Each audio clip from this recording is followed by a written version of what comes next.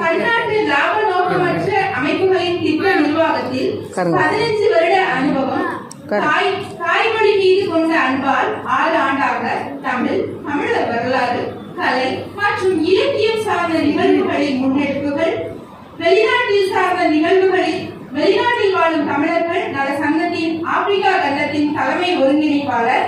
அது மட்டுமல்லாமல் ஆப்பிரிக்கா தமிழ்ச்சாரல் மாத இதழின் பொறுப்பாசிரியர். கல்வி: இந்திய தொல்லியல் கல்வெட்டியல் பட்டய கல்வி, சென்னை. நலவாழ்வு பயிற்சி சான்றிதழ் படிப்பு, நியூ ஜெர்சி. விருதுகள்: 2021 ஊருணி அறக்கட்டளை பீனிக்ஸ் பெண் விருது, 2021 தமிழ் அமெரிக்கா புதுமை பெண் அங்கீகாரம்.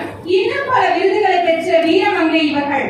உங்கள் சிறப்புகளில் எங்களின் வார்த்தைகள் தெளிவோ குறைவோ நேரம் கருதி குறைவாக கூறியுள்ளேன். சாதனைகள்: டான்சானியா தமிழ் சங்கத்தின் முன்னாள் செயற்குழு உறுப்பினர்.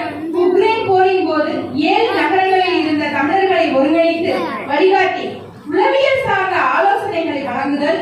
ஆப்பிரிக்கா தமிழர்களையும் ஒருங்கிணைத்து தமிழ் குழந்தைகளுக்கு தமிழையும் தமிழ் இலக்கியங்களையும் கற்பித்தல்.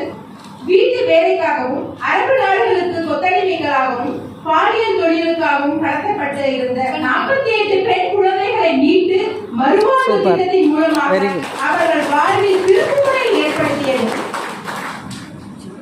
உங்களை இந்த இனிய விழாவிற்கு சிறப்புரையாற்றிட வருக திருமதி நாச்சியார் அவர்களை நட்புடன் அழைக்கின்றோம். வருக, தருக, உரை அம்மா.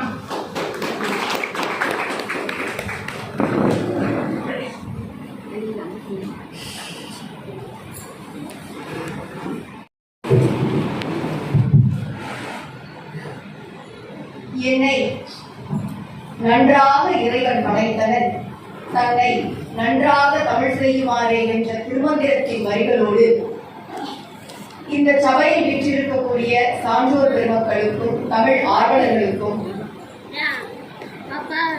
பேராசிரியர் பெருமக்களுக்கும் சகோதர பெருமக்களுக்கும் நட்புகளுக்கும் உறவுகளுக்கும் அன்பார்ந்த மாலை வணக்கம். நேரம் கருதி சொல்ல வேண்டிய விஷயம் நிறைய இருக்கிறதுனால அறிமுறை கொஞ்சம் சொல்லிட்டேன். மன்னீஸ்வரன் நிறைய பேரை குறிப்பிட முடியல. இப்போ எனக்கு முன்னாடி பேசின ஐயா அவர்கள் டான்சானியா பத்தியும் ஆப்பிரிக்கா பத்தியும் சில விஷயங்களை கொடுத்தாங்க.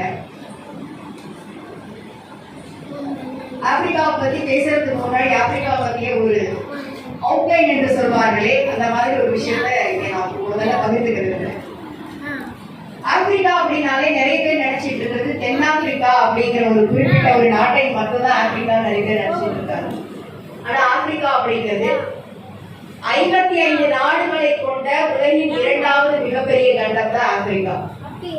அந்த 55 நாடுகள்ல சுமார் 38 நாடுகள்ல இப்போ கடந்த ஆண்டு நாங்க கணக்கெடுத்தப்போ ஒரு 40 நாடுகள் வச்சுக்கலாம். 40 நாடுகள்ல தமிழர்கள் இருக்கின்றார்கள்.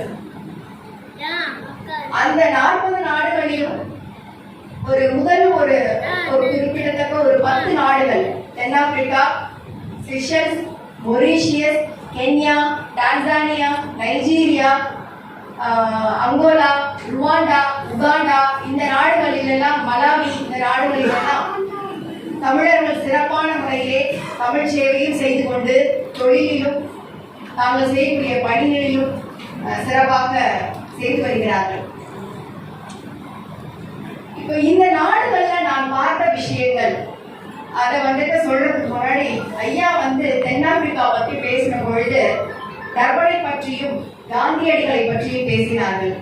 ஆனால் குஜராத்தில் இருந்து ஒரு தென்னாப்பிரிக்காவில் இருந்த ஒரு நிறுவனத்திற்கு வழக்கறிஞராக சென்ற மோகன்தாஸ் கரம்சந்த் காந்தி அவர்களை மகாத்மா காந்தி அப்படின்ற ஒரு பெயர் வரதுக்கு காரணமாக இருந்தது ஒரு தமிழ் பெண். வேற யாரும் இல்ல, பிள்ளையாடி வள்ளியம். அதுதான் ரொம்ப முக்கியமான ஒரு தகவல். இவர் போறாரு, ஊதியத்துக்கு வேலை செய்ய போறாரு, ஒரு கம்பெனிக்கு லீகல் அட்வைசரா போயிருக்கிறாரு. போனவர் அங்கே அந்த இனவெளி சம்பந்தமான நிகழ்வுகள் நிறைய நடந்துகிட்டு இருக்குது. இவரும் அதை பாதிக்கப்படுகிறார். அந்த பொண்ணு இதையெல்லாம் எதிர்த்து ஒரு 17 வயது பொண்ணு போராடிக்கிட்டு இருக்கா அப்படின்னும் போது யார் அந்த பெண் அப்படின்னு சொல்லி அந்த பெண்ணை பார்க்கறதுக்காக சிறைக்கு சென்று பார்க்கிறார். அப்பேற்பட்ட கடுமையான சூழ்நிலையிலும் அவ்வளவு உடம்பு முடியாம ஒரு சாதாரண ஒரு நிலையில இருக்கிற அந்த பெண்ணுக்கு இந்த மனநிலத்தை பார்த்துதான் தன்னுடைய வழக்கறிஞர் பணியை தொடர்ந்து காந்தியடிகளாக மாறினார் திரு மோகன்தாஸ் கரம்சந்த் காந்தி என்பதை பதிவு செய்தார். இப்போ நம்மளுடைய தலைப்பிற்கு வருவோம், ஆப்பிரிக்காவும் தமிழர்கள். இந்த 55 நாடுகள் சொன்னேன் இல்லைங்களா? 55 நாடுகள்ல சுமார் ஒரு 30,000 ஆண்டுகளுக்கு முன்னால் இங்க இருக்கிறவங்க எல்லாருக்குமே ஏழகத்தில் உறுப்பினராகவும் ஆர்வலர்களாகவும் இருக்கக்கூடிய அனைவருக்குமே வரலாறு பற்றி நல்ல ஒரு ஆர்வமும் அறிவும் இருக்கும் அப்படின்னு நினைக்கிறேன். ஏன்னா நம்மளுடைய இந்த ஹோமோ சேப்பியன்ஸ் அப்படிங்கிற கடைசி மனித ஸ்பீசிஸ், மனித இனம் இருக்குல்ல, இதெல்லாம் அதனுடைய அங்கத்தினர் தான் நாம எல்லாரும். இந்த மனித இனமானது இப்ப நாம இருக்கக்கூடிய இந்த தான்சானியா, எத்தியோப்பியா, கென்யா இந்த பகுதிகளை உள்ளடக்கிய ஒரு நிலப்பகுதியில சுமார் ஒரு 70,000 ஆண்டுகளுக்கு முன்னாடின்னு வச்சுக்கலாம். அது உறுதியாக அது இன்னும் சொல்லப்படல. தோராயமாக ஒரு 70,000 ஆண்டுகளுக்கு முன்னால் அவங்க அந்த இடத்துல இருந்து வெளியில போய் மைக்ரேட் ஆயிருக்காங்க, அதாவது வெளியில் பரவ ஆரம்பித்தார்கள் அப்படின்னு சொல்லி சொல்றாங்க. அப்படி மனித இனத்தின் பரவல் அப்படிங்கிறது நிறைய விஷயங்களுக்கும் நிறைய புதிய கண்டுபிடிப்புகளுக்கும் வித்திட்டது. இது ஒரு கட்டத்துல ஆப்பிரிக்காவுக்குள்ளேயே இந்த இனம் பரவ ஆரம்பித்த பொழுது இந்த மனித இனத்தின் பரவல் அப்படிங்கிறது நம்மளாம் நினைக்கிற மாதிரி ஒரு நாள்லயோ ஒரு வாரங்கள்லயோ மாதங்கள்லயோ ஆண்டுகள்லயோ நடக்கும். பலாயிரம் ஆண்டுகள் ஆச்சு. நிறைய ப்ராசஸ் என்று சொல்வார்கள். ஒவ்வொன்றுமே அவங்க நிறைய ஒரு டெஸ்டிங் பண்ணி தான் ஒவ்வொரு விஷயத்தையும் கத்துக்கிட்டாங்க.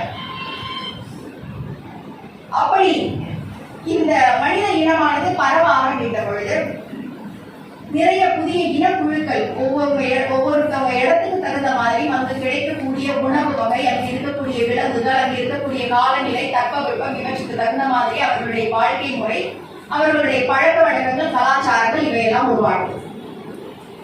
மலை பகுதியில் வாழ்ந்த மக்கள், குகைகளில் வாழ்ந்த மக்கள் அங்கு கிடைத்த மரப்பட்டைகளை ஆடையாக அணிந்து கொண்டு விலங்குகளை வேட்டையாடி உணவருந்தி வந்தார்கள். சமவெளிகளில் வாழ்ந்து வந்த மக்கள் இலைத்தலைகளை ஆடையாக அணிந்து கொண்டு அங்கு கிடைத்த காய்கறிகளையோ இல்ல பழங்களையோ இதே கிடைச்சதை உண்டிட்டு வந்தாங்க. இப்போ ஒரு கொஞ்சம் ஃபாஸ்ட் ஃபார்வர்ட் பண்ணி ஒரு 20,000 வருஷம் வரும். ஆப்பிரிக்கால ஓரளவுக்கு மனித இனமானது பெருகி வளர ஆரம்பிச்சிருச்சு, பரவ ஆரம்பிச்சிட்டாங்க. அப்போ அந்த மனித இனம் 2 பிரிவாக, இந்த நான் சொன்ன அந்த இடத்துல இருந்து 2 பிரிவாக ஆப்பிரிக்கா மேப்ப மனசுல வச்சுக்கிட்டு இந்த பக்கம், அதாவது கிழக்கு பகுதியில, கிழக்கு கடற்கரையுடைய பகுதியிலிருந்து என்ன பண்றாங்கன்னா 2 பிரிவாக பிரிக்கிறார்கள். எத்தியோப்பியா அந்த பகுதியிலிருந்து போறவங்க மேற்கு நோக்கி ஒரு பிரிவாகவும், இன்னொரு பிரிவு கீழே இறங்கி தெற்கு பகுதி வரைக்கும், அதாவது இன்றைக்கு சவுத் ஆப்பிரிக்கா வரைக்கும் இப்படி பேட்சா இனக்குழுக்களாக கொஞ்சம் கொஞ்சமாக பிரிந்து வருகிறார். இப்படி இந்த இனக்குழுவாக பிரிந்து வரும் பொழுது அந்தந்த இடத்துல இருக்கக்கூடிய மக்கள் இருக்காங்க இல்லையா, இவங்கள்ட்ட ஒரு பழக்கம் இருக்கு. நான் இன்னைக்கு நான் தஞ்சாவூர் பேச வந்திருக்கேன். நான் இங்க கொஞ்ச நாள் இருக்கிறேன் அப்படின்னா இங்க இருக்கக்கூடிய பழக்க வழக்கங்கள், உணவு முறைகள் எல்லாம் நான் எடுத்துக்கிறேன். இல்ல நீங்க கொஞ்சம் பேர் சென்னைக்கு வர்றீங்க, இல்ல ஆப்பிரிக்காவுக்கு வர்றீங்க அப்படின்னா அங்கே இருக்கக்கூடிய உணவு பொருட்கள், பழக்க வழக்கங்கள் இதை நீங்க எடுத்துக்கணும். ஸோ இப்படி நிறைய பரிமாறுதல்கள், நிறைய பரிமாற்றங்கள் நடந்தது. இப்ப இந்த இனக்குழுக்கள் 2 வகையா பிரிகிறாங்க. இந்த பக்கம் குழு ஏ, ஆர் பிரிவு மேற்கு நோக்கி, வடமேற்கு ஆப்பிரிக்கா நோக்கி போறாங்க. இன்னொரு குழு கீழே தெற்கு நோக்கி இறங்கி இன்றைக்கு Kenya, Tanzania, Malawi, Zimbabwe, Zambia, அது வழியா சவுத் ஆப்பிரிக்கா வரைக்கும் போயிட்டாங்க. இப்போ இந்த வடக்கு நோக்கி போனாங்களே, வடமேற்கு நோக்கி போன மக்கள்கிட்ட ஏன் அவங்க குறிப்பிட்டு நான் சொல்றேன் அப்படின்னா, சில ஆண்டுகளுக்கு முன்னால் நீங்கள் ஒரு காணொலி பார்த்திருக்க கூடும். ஆப்பிரிக்கர்கள் தமிழ் பேசுகிறார்கள் அப்படின்னு சொல்லி ஒரு காணொலி பார்த்திருக்கீங்க. அந்த பகுதியை சேர்ந்த மக்கள், அந்த பகுதி இன்னைக்கு வந்து அது கேமரூன் என்று சொல்லக்கூடிய ஒரு நாடு. கேமரூன், சாட், நைஜீரியா இந்த பகுதிகளை உள்ளடக்கிய அந்த இடத்துல வந்து ஒரு குழு, ஒரு தனி குழு உருவாகுது. அப்போ இன்றைக்கு வறண்ட பாலை நிலமாக இருக்கிற சஹாரா, அதுவும் இப்ப நான் சொல்லக்கூடாது, ஏன்னா நான் இங்க இருக்கிற அந்த காலகட்டத்துல, நாம இங்க இருக்கிற காலகட்டத்துல சஹாரால அங்க வந்து புல் முளைச்சிட்டு, செடி கொடிகள் முளைச்சிட்டு, வெள்ளம் மழை நிறைய வந்து அப்படின்னு சொல்லிட்டு இருக்காங்க. எனக்கு போன் பண்றாங்க, இந்த மாதிரி இருக்குங்க அப்படின்னு சொல்லி என்னுடைய நண்பர்கள் நைஜீரியால இருக்கவங்க சொல்றாங்க. இந்த மாதிரி ஒரு ஸ்டேஜ் வந்து இதுவும் மாறும். இன்னொரு 10,000, ஏன்னா காலநிலை மாற்றம் 10,000 ஆண்டுகளுக்கு ஒரு முறை மாறிக்கொண்டே இருக்கின்றது. இன்றைக்கு பாலைநில பகுதிகளாக இருந்தது, அன்றைக்கு சமநில பகுதிகளாக இருந்துச்சு. அன்றைக்கு சமநில பகுதியாக இருந்தது, இன்றைக்கு பாலைவனமாக இருக்கின்றது. சோ அப்படி ஒரு காலகட்டத்துல இந்த மக்கள் அந்த சமவெளி பகுதியை, நைஜர் ஆற்றை ஒட்டிய அந்த சமவெளி பகுதியில ஒரு இனக்குழு வந்து உருவாகிறாங்க. அந்த இனக்குழுவை சேர்ந்தவர்கள் தான் நீங்கள் அந்த காணொலியில் பார்த்த மக்கள். அங்கே இருக்கக்கூடிய ஒரு மலை, அது ஒண்ணுதான் அந்த ஒரு சின்ன குறிப்பா அவங்களுக்கு தெரிஞ்சது, மந்தூரா மலை. அந்த மலை வந்து ஒரு மணலிலால் ஆன ஒரு குன்று. அதை அந்த மக்கள் வந்து மண்தூர மலை அப்படின்னு சொல்றாங்க. அதனால மணலிலால் அமைந்த ஒரு மலை அப்படின்னு சொல்றாங்க அப்படின்னு அந்த மொழிகளாக வந்து ஒரு விளக்கம் கொடுத்தேன். அப்புறம் அவர் பேசக்கூடிய ஒரு சில தமிழ் வார்த்தைகளை சொல்கிறார். சோளம் அப்படின்ற வார்த்தை இங்க இருக்கு. தரை, மண், சிவப்பு எறும்புக்கு சீ எறும்புன்னு சொல்றாங்க. இந்த மாதிரி சீரும்பு அப்படின்னு சொல்றாங்க. இந்த மாதிரி ஒவ்வொரு விஷயங்களையும் அவர் ஒன்றோடு ஒன்று பொருத்தி அவர் வந்து ஒப்புமையை காட்டினார். இது இந்த ஒரு காணொலி நான் ஒரு 4-5 நாட்களுக்கு முன்பே பார்க்க நேரிட்டது. அதுக்கு முன்னாலே என்னுடைய இந்த ஆய்வு பயணம் அப்படின்றது வந்து ஆரம்பிச்சிருச்சு. அப்போ என்னுடைய ஆய்வு பயணம் தான்சானியாவை ஒட்டி தான் அமைந்து கொண்டிருந்தது. நான் வந்து தான்சானியாவில் 2012 தான்சானியாவுக்கு போறேன்.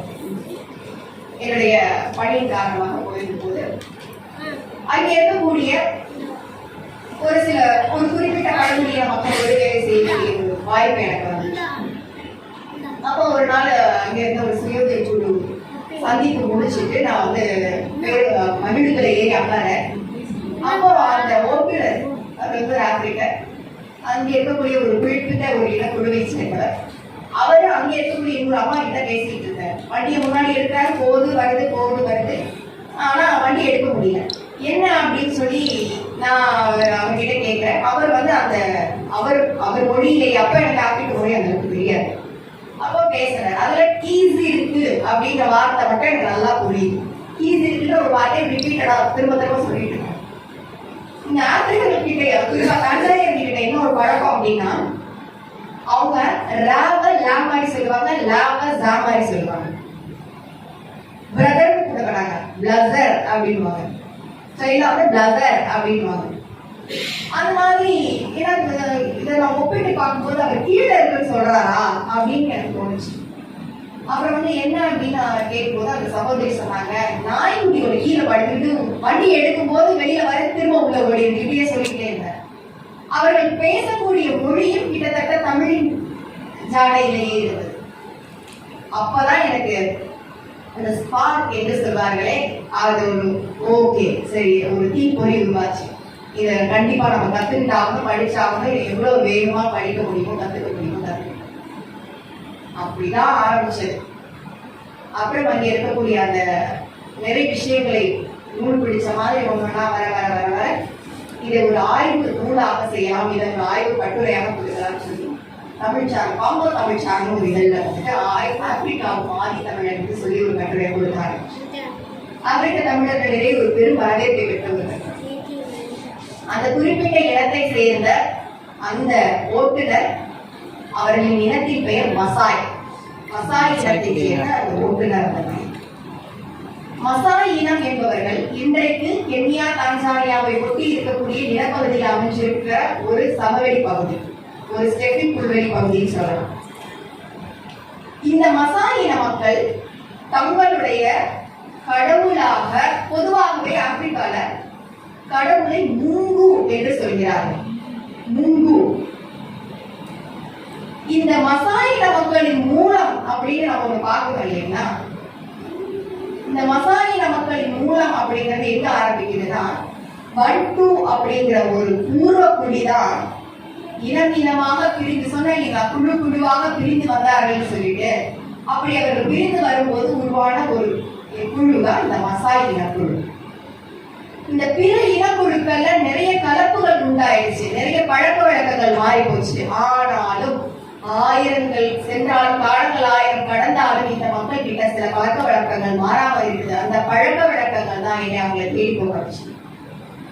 தன்னுடைய இனத்தை சேர்ந்தவர்கள், இப்ப நம்ம சொல்றோம் இல்லைங்களா, நம்ம பட்டவை போட்டுக்கிறோம்ல, முதலியார், நாடார், வன்னியர் அப்படிலாம் போட்டுக்கிறோம் இல்லைங்களா, அது மாதிரி அந்த மக்கள்ல ஆப்பிரிக்கர்கள் பொதுவாக எல்லாருமே சரணை என்று சொல்லக்கூடிய பெயரை பயன்படுத்தக்கூடியவர். முருங்கு, முரார்கா, முருகா இதெல்லாம் இவர்களுடைய பட்ட பெயர்களாக வருகின்றது. அவங்களுடைய பேருக்கு பின்னால் சேவியர் ஒருத்தர் பேர் இருக்குன்னு வச்சுக்கோங்க. சேவியர் முரார்கா, சேவியர் முருங்கு அப்படின்னு. இதெல்லாம் இந்த மசாய் இன மக்களிடையே நான் பார்த்தோம். இந்த மக்கள் தன்னுடைய கடவுள் அங்கே இருக்கக்கூடிய ஓல்தானியா லெங்கை என்று சொல்லக்கூடிய அந்த மலையிலே வசிப்பதாக நம்புகிறார். இன்றைக்கும் அந்த மசாய் இன மக்கள் தங்களுடைய வீடுகளை அந்த மலையை பார்த்தபடியே, அதாவது கிழக்கு பக்கமாக தான் வாசலை வச்சு அவங்க வீட்டை கட்டிக்கிறாங்க. அந்த பழக்கம் அவங்கள்ட்ட இருக்கு. அடுத்ததாக அவர்கள் சொல்றது, எங்களுடைய கடவுள் மலையில இருக்காங்க. அப்புறம் இந்த மொழி, இந்த மசாய் இன மக்களின் மூல இனமான பண்டு இனம் இருக்காங்க இல்லைங்களா, இந்த பண்டு இனம் உருவான இடம்தான் அந்த நைஜர் காங்கோ சமவெளி. சொன்னேன் இல்லைங்களா, வடமேற்கு ஆப்பிரிக்கா பகுதியில்.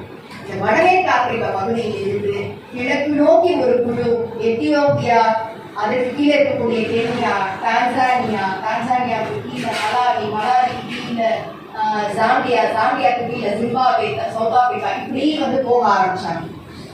இந்த பக்கம் போன குழு இப்படியே சுத்தி இந்த தெற்கு கடற்கரை, அட்லாண்டிக் நிலத்தை ஒட்டிய கடற்கரைகளே தான் வந்தாங்க. ஆனா இந்த குழுவானது இவங்க நைஜீரியாவோட இன்னும் போச்சு. இவங்களுடைய இந்த பி இன மக்கள் ஒரு செக்டார் விட்டாங்க. இன்னொரு பகுதி மக்கள்கிட்ட ஒரு குறிப்பிட்ட இடத்துல அவங்க நின்றுட்டாங்க. ஏன்னா அது மாலை மரம் ஆயிடுச்சு அவங்க பயணித்த பாதை. உங்களுக்கு பாதை எல்லாமே சமவெளி ஆறுகளை ஒட்டி பயணித்தார்கள். இன்னும் குறிப்பிட்டு சொல்ல வேண்டுமானால் நைல் நதியை ஒட்டி இவர்கள் பயணித்தார்கள். அதனால இவங்களுக்கு பாதை அவங்களுக்கு வேணுங்கிற உணவு, தண்ணீர், உறைவிடம் எல்லாமே கிடைச்சது. இவங்க ஒரு இடத்துல பாலைவனத்துல ஸ்ட்ரக் ஆகிட்டாங்க. அதனால அந்த கலாச்சாரம் அங்கேயிட்டு போயிடுச்சு. இதனால இதைத்தான் ஆப்பிரிக்கால பண்டு மைக்ரேஷன் தியரி என்று சொல்வார்கள். இரண்டாக பிரிந்த பண்டு இன மக்கள்.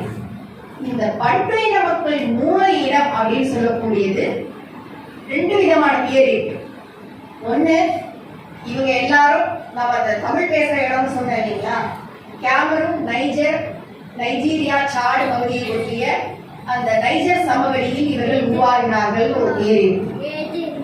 ஆனால் இன்னொரு தியரி என்ன சொல்லுதுன்னா, இந்த மக்கள் எத்தியோப்பியாவுக்கும் சோமாலியாவுக்கும் இடைப்பட்ட நிலத்துல பண்ட் அப்படின்னு ஒரு இடம் இருக்கு. பண்ட் லேண்ட் அப்படின்னு ஒரு இடம் இருக்கு. அந்த இடத்தை பூர்வீகமாக கொண்டவர்கள். ஏன்னா லாஜிக்கலா அது ஒத்து போகுது. அங்கிருந்து தான் முதல்ல எல்லாமே பரவிச்சு.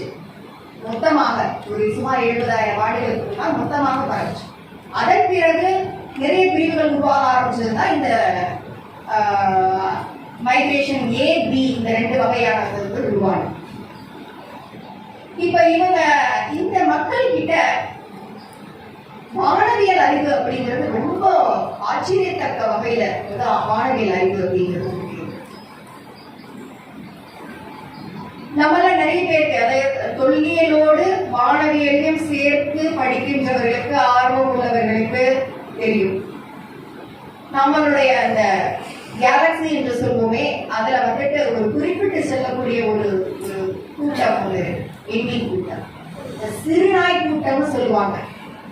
ஆங்கிலத்தில் சிரியஸ் ஏ ஸ்டார் அப்படின்னு சொல்லுவாங்க. சிரியஸ் ஏ அல்லது பி அப்படின்னு பொதுவா சிரியஸ் ஒன்று இருக்கு, அதில் சின்னது பெருசு A, B. இந்த சீரியஸ்ங்கிற நிலத்து அந்த கோல்ல தான் தன்னுடைய மூதாதையர்கள் வந்தாங்கன்னு யார் சொல்றாங்க? இந்த நைஜர் காங்கோ பகுதியில் இருக்கக்கூடிய மாலிங்கிற நிலத்தை ஒட்டி இருக்கக்கூடிய இடத்துல இருக்கக்கூடிய மக்கள் வந்து சொன்னாங்க.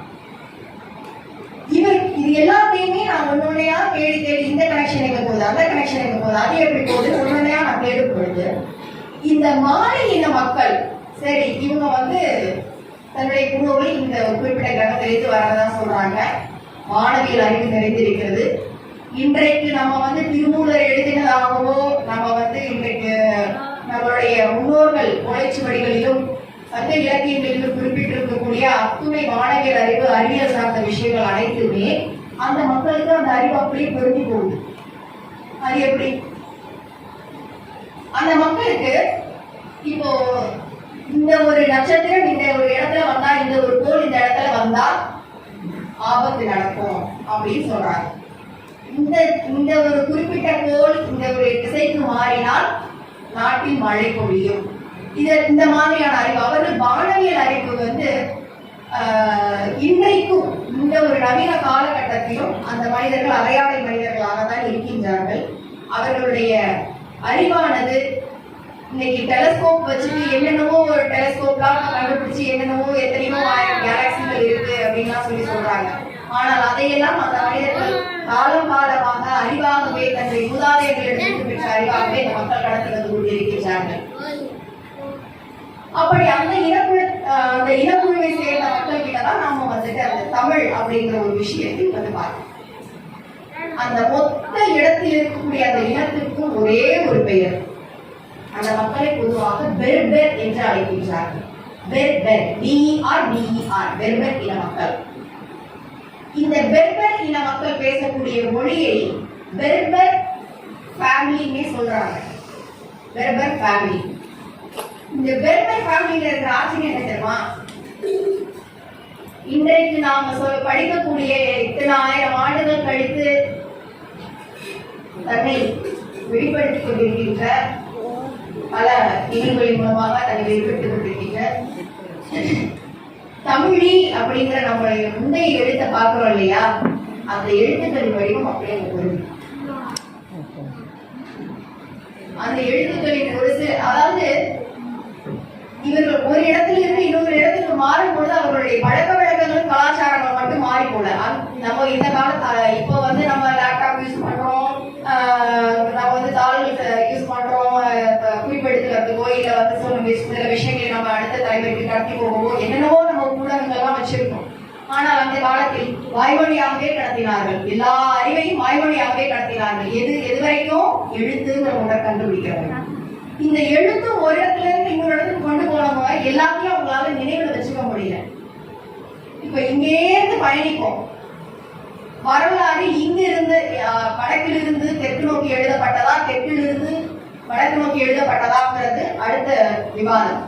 ஆனால் தெற்கு இங்க ஆரம்பிச்சு இங்க இருக்கக்கூடிய நம்மளுடைய கல்வெட்டுகள் எல்லா பாறை ஓவியங்கள்ல இருந்து சிந்து சமவெளியாக இருக்கட்டும், சுமேரியாவாக இருக்கட்டும், எகிப்தாக இருக்கட்டும், நான் சொல்லுகின்ற அந்த பெர்பர் இன மக்கள் வசிக்கக்கூடிய நிலத்தில் இருக்கக்கூடிய இடமாக இருக்கட்டும், எல்லா இடத்துலயும் பொதுவா இருக்கிறது இந்த தமிழின்ற ஒரு எழுத்து இருக்கிறது. ஏதாவது ஒரு வடிவம் அங்கங்க ஒண்ணு அங்கங்கே இருக்கு.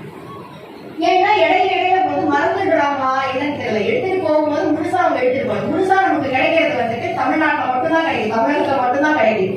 தமிழ் எழுத்துக்கள் முழுவதுமாக உயிரெழுத்துக்கள் கிடைப்பது வந்துட்டு இங்கேதான் கிடைக்கும். ஆனா அங்கே எழுதும் பொழுது எல்லா இடங்களிலும் கொஞ்சம் முந்து வடிவத்திலோ, கொஞ்சம் திரிக்கப்பட்ட வடிவத்திலோ, இல்ல வேற கொஞ்சம் மாறின வடிவத்திலோ நமக்கு வந்து கிடைக்குது.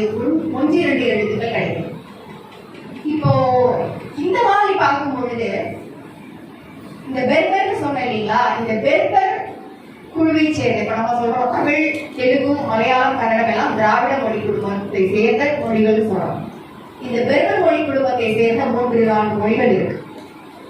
அதுல ஒண்ணு தமிழிட். என்னது? தமிழிட். ஆங்கிலத்தில் அவர்கள் அதை எழுதுகிறார்கள். நம்ம சொல்ற மாதிரி அவங்க சொல்றாங்களா தெரியல. நான் இசட் வர்றதுனால நான் அப்படி சொல்றேன். TAMAZID GHT தமிழ்ஜிட்னு வரும். அது பொதுவா படிப்போம் தமிழ்ஜிட்னு படிப்பாங்க. தமிழ்ஜிட் கிடையாது, தமிழ்ஜிட்டு தான். இசைக்கு நம்ம வந்துட்டு என்ன ழகாரம் தான் பயன்படுத்துறோம். அப்போ தமிழ்ஜிட் அப்படின்னா இது தமிழ்ஜிட்டுனே இருக்கணும். ஏன்னா இந்த ஆய்வாளர்கள் நிறைய இடங்கள்ல இங்க இருந்து நம்ம சிந்துவெளியை ஒப்பிடுறோம், சிந்துவெளியோட சுமேரியாவை ஒப்பிடுறோம், சுமேரியாவுக்கும் எகிப்துக்கும் லிங்க் பண்றோம். இப்படி நம்ம வந்து லிங்க் பண்ணும்போது எல்லாமே பொருந்தி போகுதா அப்படின்னா பொருந்தி போகாது.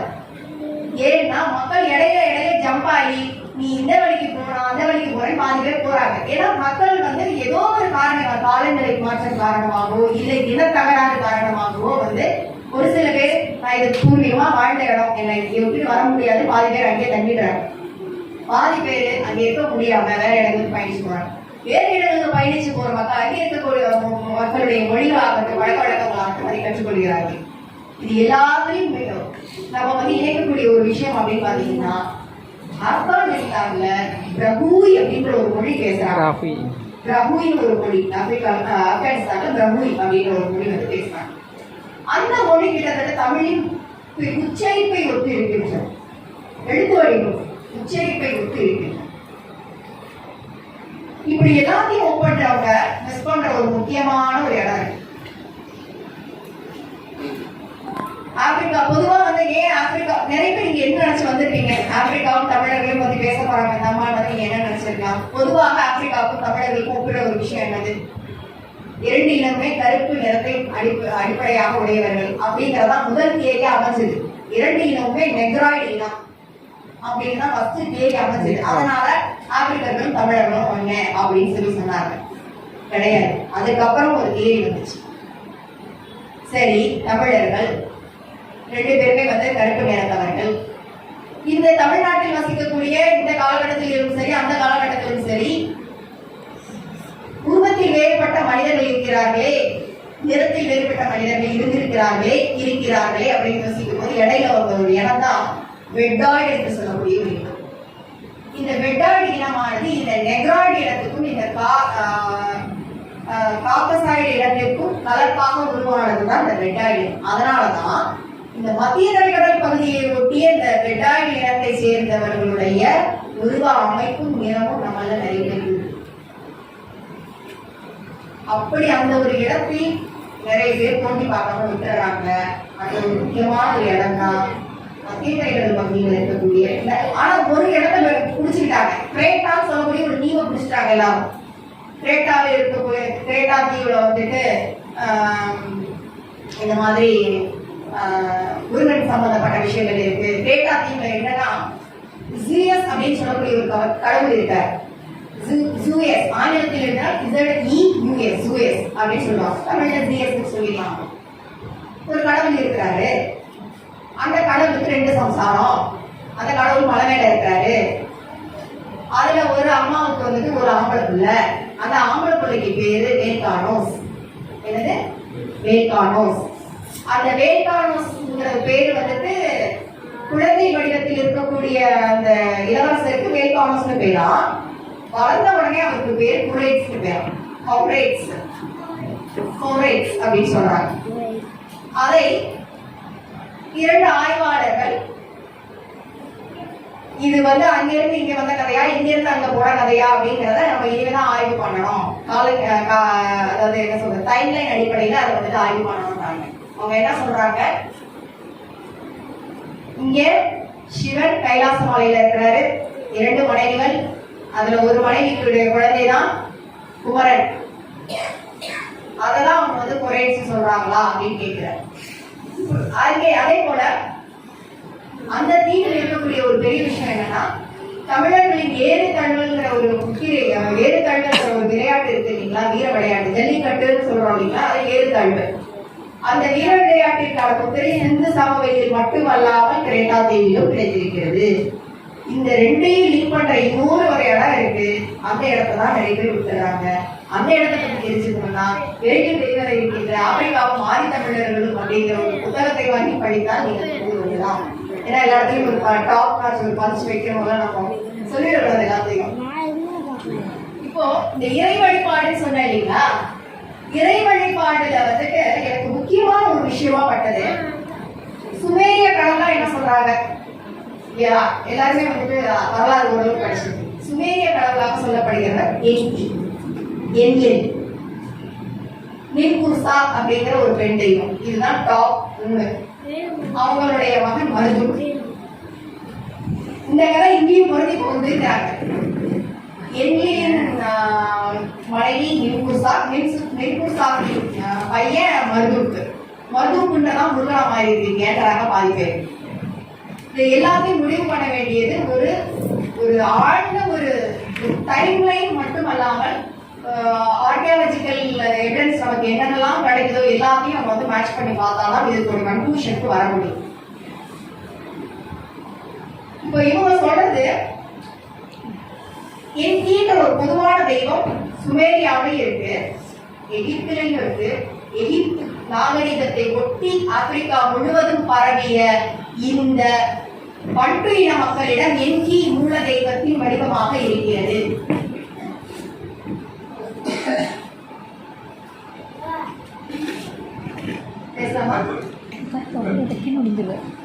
இந்த ஆப்பிரிக்கா முழுமைக்கும் பரவி இருக்கிறார்கள் இந்த பண்டு இன மக்கள். பண்டுன்ற அந்த மூல இனம் ஆப்பிரிக்கா முழுமைக்கும் பரவி அசிபா, அசாபே, மசாய், ஹம்பா, இது மாதிரி அசாபே, இது மாதிரி நிறைய இனக்குழுக்கள் ஆப்பிரிக்கா அப்படின்னு சொல்லக்கூடிய ஒரு இனம். இந்த மாதிரி நிறைய குழுக்கள் உருவாயிருக்காங்க. ஆப்பிரிக்கா முழுமைக்குமே கிட்டத்தட்ட 3000க்கும் மேற்பட்ட மொழிகளும் 3000க்கும் மேற்பட்ட மொழிகளும் 3000க்கும் மேற்பட்ட இனக்குழுக்களும் இருக்கின்றார்கள். இந்த 55 நாள் சொன்னா 55 நாட்களையும் இருக்காங்க. அதாவது அந்த எல்லா இனத்துக்கும் மூல இனமாக சொல்லப்படுவது இந்த பண்டுங்கிற ஒரு இனம் தான். இந்த பண்டுங்கிற இனத்தினுடைய மூல மூதாதையர்களாக மூல கடவுளாக சொல்லப்படுபவர் என்கி அப்படின்ற ஒரு தெய்வம். பெண் தெய்வ வழிபாடு தான் அவங்கள்ட்ட ப்ராமினெண்டா இருந்தது. பெண் தெய்வ வழிபாடு இப்பதான் நம்ம சமூகம் வந்துட்டு ஆண் தெய்வ வழிபாட்டுல வந்து இந்த காலகட்டத்தில் அது மாறிச்சுன்னு. ஆனா பெண் தெய்வ வழிபாடு தான் நம்மளுடைய பண்டைய சமுதாயத்தில் மூலமாக இருந்திருக்கின்றது. இதே மூலம் தான் ஆப்பிரிக்கால இருக்கு. அது என்கின்ற தெய்வம் வேற எதுவும் கிடையாது. என்ன பொறுத்த வரைக்கும் என்கி அப்படின்னா என்ன அர்த்தம்னா இங்கை அப்படின்னு சொல்றாங்க. அதாவது எங்களுடைய டான்சானியால இந்த பண்டு மொழியிலிருந்து பிரிந்த ஒரு நேரடி குழந்தை. இப்ப தமிழ்ல இருந்து எப்படி நேரடி குழந்தை மலையாளமோ, அதாவது தமிழுக்கும் மலையாளத்துக்கும் நிறைய ஒற்றுமைகள் நம்ம பார்க்கலாம். அது மாதிரி பண்டுன்ற மொழியிலிருந்து பிரிந்த முதல் குழந்தையான ஸ்வாஹிலிங்கிற மொழி இன்னைக்கு 18 ஆப்பிரிக்க நாடுகள்ல பேசப்படுது. அந்த மொழி தான் இங்க டான்சானியால பேசுறாங்க. அந்த மொழியில இங்காய் அப்படின்னு சொல்லுவாங்க. அவங்க எழுதும் போது NGAIன்னு போடுவாங்க. சில பேர் ENGAIன்னு போடுவாங்க. எங்காய். இந்த எங்காய்ங்கிற கொஞ்சம் மாற்றி சொல்லுங்க பார்ப்போம். என் கை. என் கைனா என்னங்க? என்னுடைய கை கிடையாது. 12 கைகளை உடையவள். 8 கை. படிக்கணும். 8 கை. யாருக்குங்க 8 கை இருக்கு? ஒற்றவை தெய்வத்துக்கு 8 கை இருக்கு. இந்த கொற்றவை தெய்வத்தின் ஆப்பிரிக்க பேர் தான் என்கை. அவ்வளவுதான். இப்போ இந்த மாதிரி ஒவ்வொரு விஷயங்களையும் நாம தேடி தேடி தேடி தேடி வந்து பயணிச்சு கிட்டத்தட்ட ஒரு 2013 ஆரம்பிச்ச என்னுடைய பயணம் 24 வரைக்கும் வந்திருக்கு. இந்த சவுத் ஆப்பிரிக்கா அப்படிங்கிறது வந்து நிறைய மாறுதலுக்கு உள்ளாயிருக்கு. அதுல வந்து ஒரு குறிப்பிட்ட இனம் இருக்காங்க. நிறைய பேர் பார்த்துருக்கீங்க. காட் மஸ்ட் பி கிரேசி அப்படின்னு ஒரு படம் வந்து 1982லயே 84லயே வந்த ஒரு படம். அந்த படம் தான் எனக்கு இன்னைக்கு வரைக்கும் இருந்துச்சு. அதுதான் எனக்கு ஆப்பிரிக்கா மேல ஒரு ஆர்வத்தையும் ஒரு காதலையும் விதைச்சது அப்படின்னு சொல்லி சொல்றேன். அதுல குறிப்பிட்டு காட்டக்கூடிய அந்த ஒரு இனத்தை சேர்ந்த அந்த இடத்திலிருந்து பிரிந்த ஜுலு இனத்தை சேர்ந்த மக்கள் யாராவது இறந்து போனா மாறு அடிச்சுட்டு அழுகிறாங்க. இது எல்லா இனங்களிலும் இந்த பழக்கம் கிடையாது. எத்தியோப்பியால இருக்கக்கூடிய ஒரு குறிப்பிட்ட இனத்தை சேர்ந்த மக்கள் தாயத்து கட்டுறாங்க. எதை வச்சு? தொப்புள் கொடி வச்சு தாயத்து. தொப்புள் கொடியை வந்து அந்த ஒரு மரத்தை வந்து பிசின் தடவி அந்த இன்ஃபெக்ஷன் ஆகாம அதை என்ன சொல்றது சொல்லுவாங்க, அது பூசணம் பூத்து போகாம இருக்கிறதுக்கு அந்த மரத்தை வந்து ஏதோ ஒரு குறிப்பிட்ட பிசினோ ஏதோ ஒரு தடவுறாங்க. அந்த மரத்துக்குள்ள தொப்புள் கொடி காஞ்சி தொப்புள் கொடியை வச்சு கட்டிடுறாங்க இடுல. இது எத்தியோப்பியாவில் இருக்கக்கூடிய பழக்கம். இந்த எத்தியோப்பியாவில் இருக்கக்கூடிய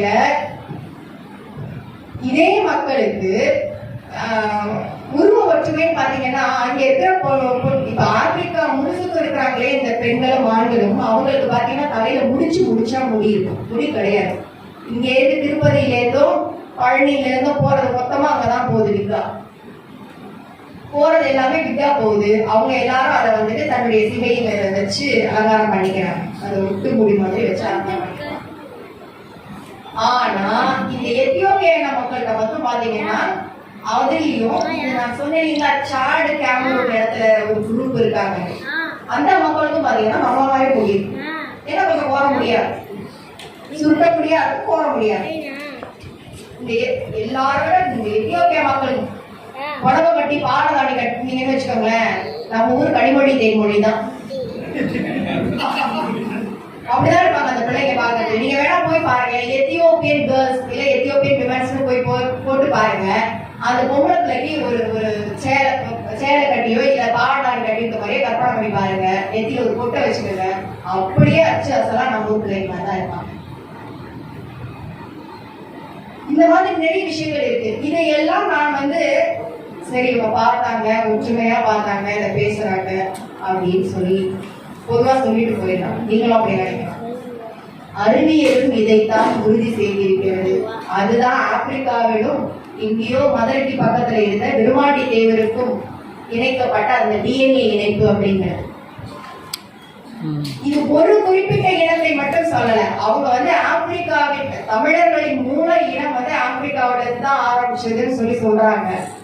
இந்த மூல இனத்தின் பரவல் பகுதி தான் இப்ப நம்ம பாக்குற இந்த எகிப்து, சுமேரியா, கிரேத்தா, அப்புறம் சிந்து சமவெளி இங்கே. ஆனா இது இங்கே அப்படி போச்சா அங்கே இப்படி போச்சாங்கிறதா தெரியாது. அதுதான் பெரிய சிக்கல். பாதி பேர் இப்படி போச்சுங்கிறாங்க, பாதி பேர் அப்படி போச்சுங்கிறாங்க. ஆனா எல்லாருக்கும் ஒற்றுமை ஒன்றா இருக்குன்றாங்க.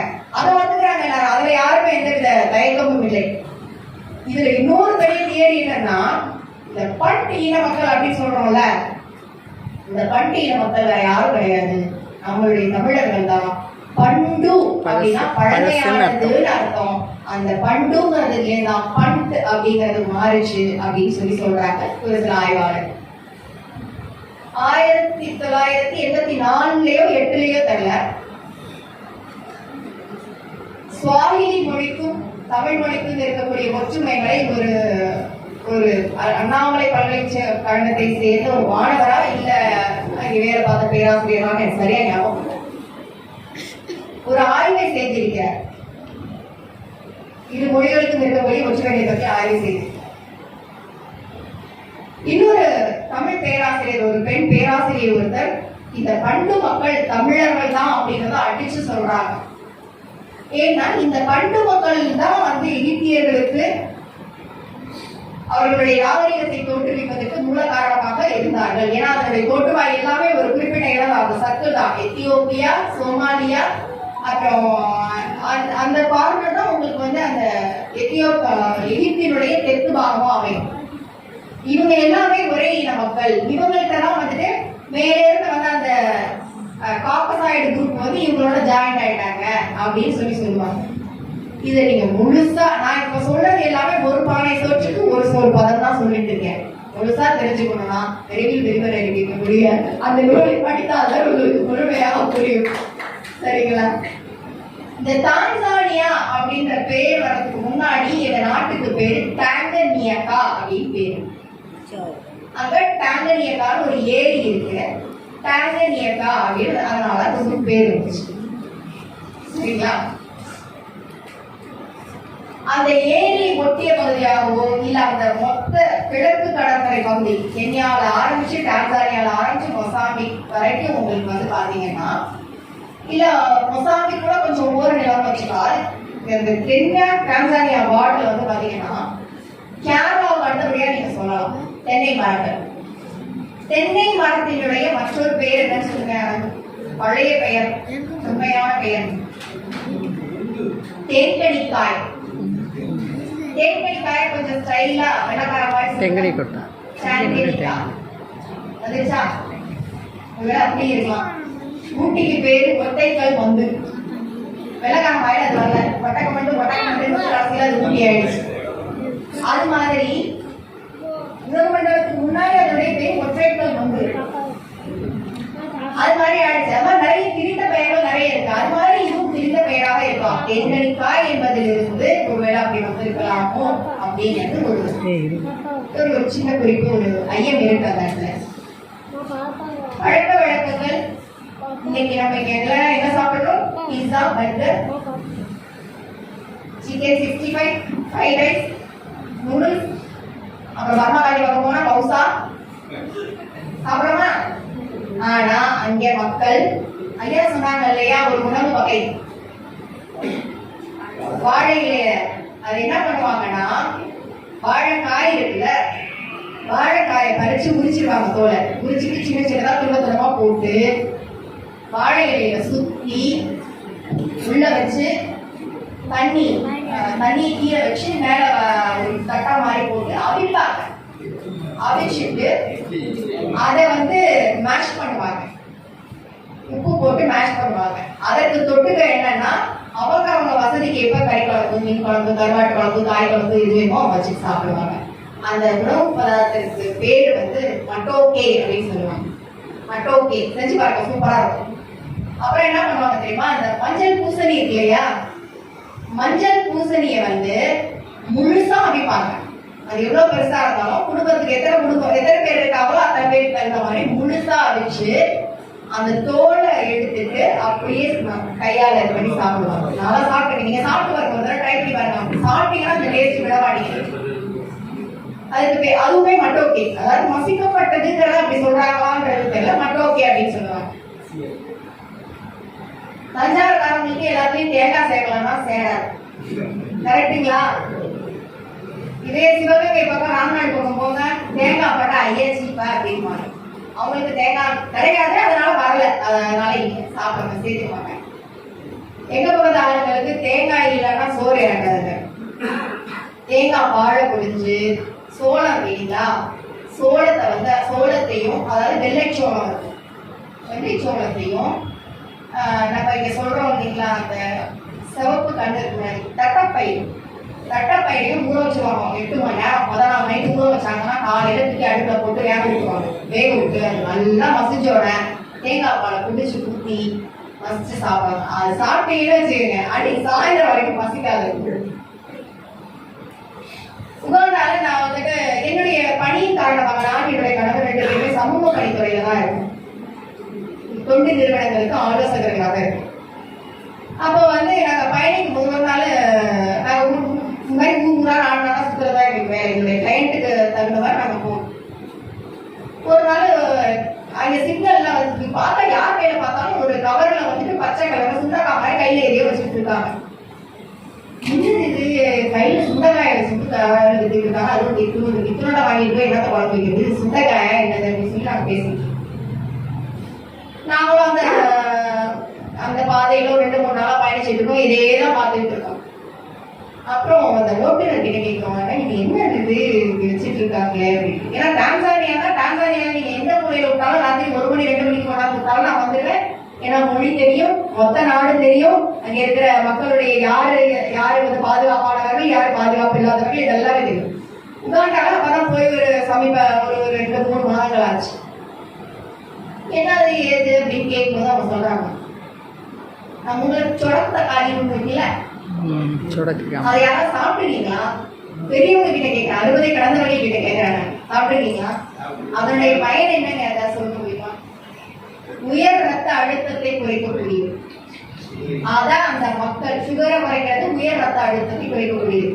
அதான் அந்த மக்கள் காலையில உப்பு போடாம வேக வச்சு கொண்டது பீஸ் டிராபிக்ல விற்பாங்க. டிராபிக்ல இங்க என்ன விற்கிறாங்க? முட்டாயும் மஞ்சு பிஸ்கெட்டு பட்டர் பிஸ்கெட்டு அதுவும் விற்கிறாங்க. ஆனா அங்க இந்த மாதிரி இயற்கையாக விளையக்கூடிய பழங்களையும் கனிகளையும் தான் வைக்கிறாங்க. கொடி உருளையும் ஒண்ணு இருக்குது, அது நிறைய பேருக்கு தெரியாது. கொடி உருளை, அதலைக்காய் நிறைய பேருக்கு தெரியாது. அதலைக்காய், கொடி உருளைலாம். கொடி உருளைன்றது கொடிய ஒரு மரத்துல ஏற்றி விட்டீங்கன்னா போதும், இல்ல பந்தல் போட்டீங்கன்னா போதும். அதுல கிடைக்கக்கூடிய ஒரு வகை கிழங்கு. காலையில அங்க பெரும்பாலான மக்களுக்கு சாப்பாடு என்ன இருக்குன்னா, நல்லா மரவள்ளி கிழங்கு அவிச்சு வச்சுருவாங்க. காலையில ஒருவேளை என்னால நீ சமைக்க முடியல, ஏதோ ஒரு காரணம் அப்படின்னா போற வழியில எங்கேயாவது ஒரு இடத்துல மரவள்ளிக்கிழங்கு நல்லா புதுசு புதுசாக இருக்கும். ஒரு கிழங்கு வாங்கினா மத்தியானம் வரைக்கும் தாங்குவேன், சாப்பிடுவேன். அதே போல இந்த கொடி உருளைக்கிழங்கு சொன்னீங்களா, சக்கரவள்ளி கிழங்கு, அது தெரியலங்க. அது எனக்கு அறிவியல் ரீதியா எனக்கு அது விடை சொல்ல தெரியல. கொடி உருளைன்னு சொல்லுவாங்க, அது பேர் கொடி உருளை. உருளையோட டேஸ்ட்லயே இருக்கும், அதுக்கு பேர் கொடி உருளை. நீங்க வேணா போய் சர்ச் பண்ணி பாருங்க. ஆமா, இப்போ சமீப காலங்கள்ல நான் பாக்குறேன். அங்கேருந்து நான் அந்த சுவையை சாப்பிட்டுட்டு இங்க வந்ததுக்கு அப்புறம் என் கணவர்கிட்ட நான் சொல்லியிருக்கேன், இந்த மாதிரி நம்ம ஊர்லலாம் கிடைக்கிற மாமா எங்க இதெல்லாம் கிடைக்குது அப்படின்னு சொல்லிட்டு இருக்கும்போது அப்புறம் பார்த்தா இந்த மாடித்தோட்ட ஆர்வலர்கள்லாம் நிறைய பேர் பார்த்தா கொடி உருளைன்னு வச்சிருக்காங்க. அப்பதான் எனக்கு இங்க வந்ததுக்கு அப்புறம் தான் எனக்கு பேரே தெரிஞ்சது கொடி உருளை.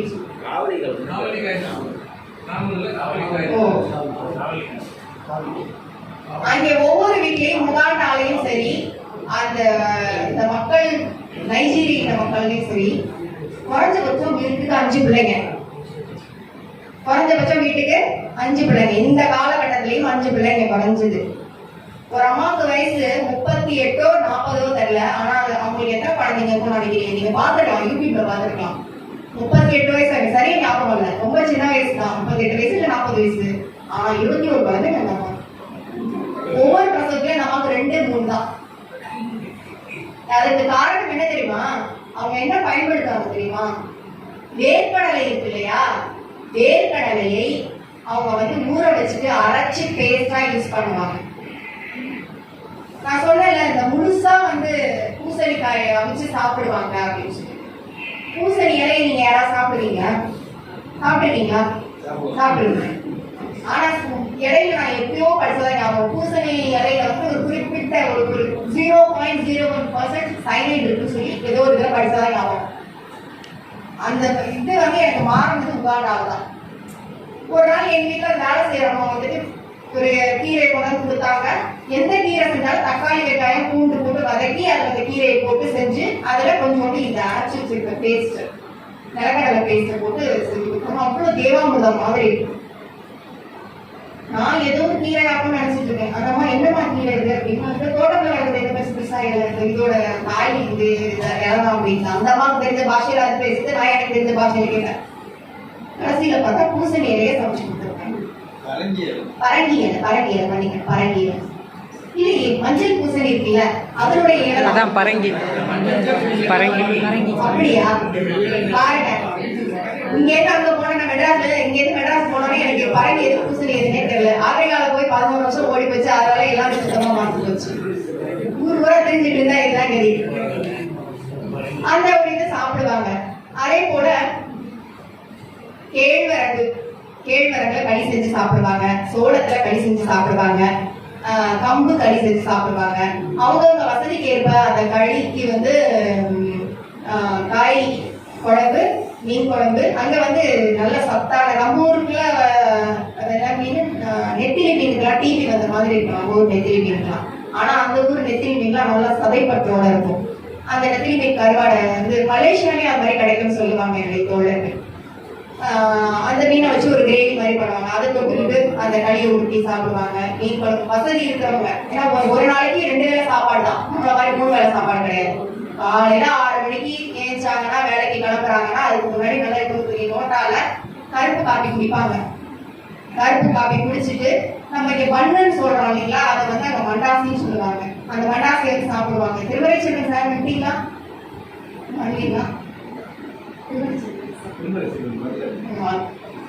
இல்ல சார், மண்டாசி சாப்பிடுவாங்க, அதான் கேக்குறேங்க. மண்டாசின்னு சொல்லுவாங்க, அதை சாப்பிடுவாங்க.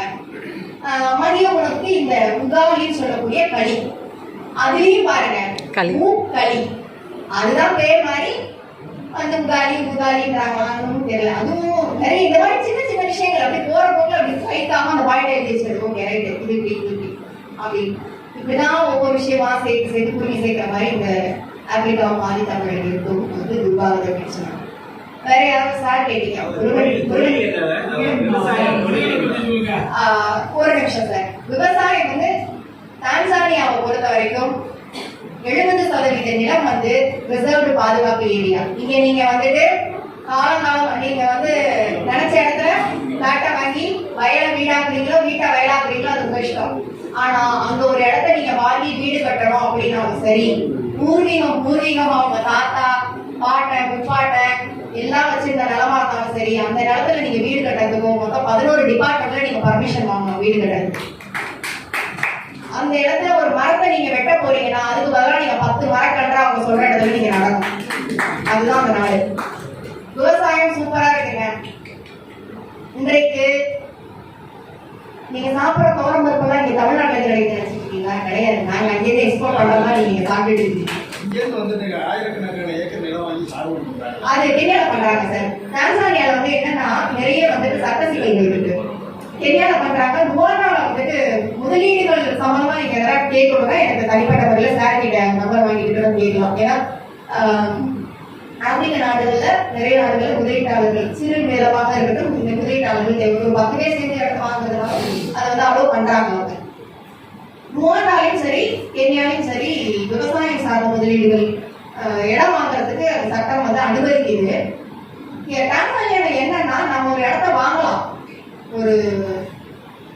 ஒரு ஃபாரினரா ஒரு இடத்த வாங்குறது அப்படிங்கிறது சட்ட சிக்கல்கள் நிறைய இருக்கு. 99 ஆண்டு இந்த டேம் ட்ரிபிள் நைன் கதை தான் அது. 999 வருஷத்துக்கு டேம் வந்துட்டு லீஸ் போட்டு வாங்கின மாதிரி தான் அது. 99 வருஷத்துக்கு லீஸ் போட்டு கொடுத்துருவாங்க. ஆனா இடையில வந்து அவங்க போடாம நம்ம போயிட்டு தான் இருக்கணும். நம்ம வந்து யாரும் கேட்க முடியாது. அந்த மாதிரி தான் இருக்குது சூழ்நிலை. ஃபாரினர்ஸ் வாங்கலாம், ஆனா லீஸ் கவர்மெண்ட் பேர்ல தான் உங்க பேர்ல லீஸ் பண்ணி கொடுப்பாங்க. இதுல என்ன இருக்கும்னா நீங்க வந்து லோக்கல் பார்ட்னர் ஒன்று வச்சுக்கணும். நீங்களா வாங்க முடியாது. லோக்கல் பார்ட்னர், அந்த லோக்கல் பார்ட்னர் நல்லவனா கேட்டாங்க நீங்க எப்படி கண்டுபிடிப்பீங்க? இனிய மாலை வணக்கம். இதற்கு முன்பு நான் ஒரு 4-5 முறை வந்து ஏடகம் கூட்டங்களில் கலந்துருக்கேன். ஒவ்வொரு முறையுமே எங்கிருந்து ஆள் பிடிக்கிறாங்கன்னு தெரியாது. பார்த்தீங்கன்னா உலகம் முழுக்க இருக்கிற ஆட்கள் வந்து உரை நிறுத்துற ஒரு இடமா ஏடகம் இருக்கு. நன்றி உரைக்கு முன்னாடி ஏடகம் பத்தி ஒரு 2 நிமிஷம் பேசிக்கிறேன். சாதாரணமா ஒரு அமைப்பை ஏற்படுத்தி நிகழ்வு நடத்துறது ரொம்ப ரொம்ப சிரமம். அதுக்கிடையில 8ஆம் ஆண்டா ஏடகம் தொடர்ச்சியா மிகுந்த எதிர்பார்ப்போடும் இங்க வர மக்களோட எதிர்பார்ப்புக்கு தீனியை கொடுக்குற அளவுக்கும் ஒரு நிகழ்வு நடத்துறதுங்கிறது ரொம்ப வியப்புக்கு உரியது. இந்த 84வது சொற்பொழிவு வந்து ஆப்பிரிக்காவும் தமிழர்களும் அப்படின்ற தலைப்புல அம்மா பேசினாங்க. அதுக்கு முன்னாடி அவங்க சொல்லும்போது எத்தோப்பியா வந்து தமிழர்களோட முன்னோர்கள் அப்படின்னு சொன்னாங்க.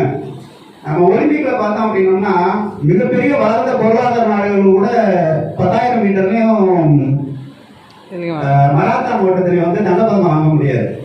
எனக்கு தெரிஞ்சு ஒலிம்பிக்ல ஒரு முறையும் தங்கப்பதக்கம் மராத்தான் வாங்குறது எத்தோப்பியா நபர்கள் மட்டும்தான் இருப்பாங்க. எனக்கு ரொம்ப பெருமையா இருக்கு. என்னன்னா